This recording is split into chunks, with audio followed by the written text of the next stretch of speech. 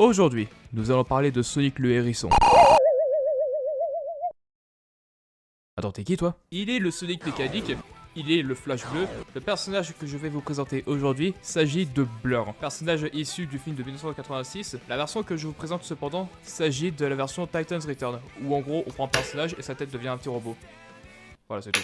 Comme la marque est plus récente que le film en lui-même, il y a quand même des points de design qui ont quand même quelque peu changé pour le rendre plus moderne. Mais après, c'est plutôt très bien parce que le personnage, on reconnaît vraiment bien, et puis, c'est vrai que le bleu est pas pareil. Mais est-ce que ça enlève pour autant le fait que la figurine soit bonne, drôle à jouer et fidèle?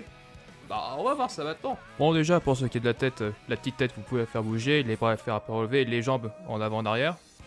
Et voilà, c'est tout en fait. Et maintenant, en ce qui concerne l'élément principal, la figurine. Bon, une fois que vous attachez la petite tête sur le grand corps, en ce qui concerne la tête principale, elle peut faire à 360 degrés. Puis les bras peuvent aller de l'avant à l'arrière, les épaules peuvent être relevées, puis les biceps peuvent être pliés, ça c'est pas mal en effet. Les poings peuvent être retournés, cool. Le bassin, les cuisses qui peuvent faire des petites rotations, ça c'est excellent. Ensuite les jambes peuvent aller à l'avant, à l'arrière, le grand écart.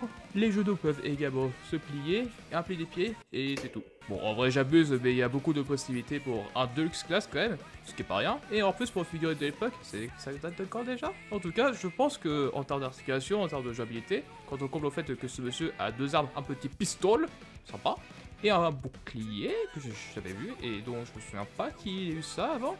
À moins que ce soit une référence à la meilleure version de ce personnage. Ce qui est de la transformation, c'est relativement simple. Déjà la tête.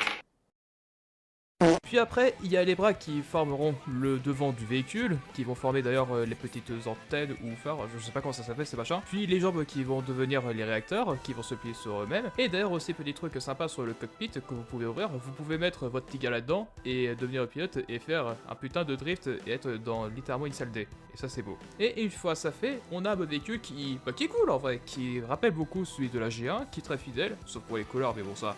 c'est une autre histoire. Et on voit quand même l'aspect futuriste qui a été bien mis en avant. Et franchement, GG, c'est cool, c'est super génial.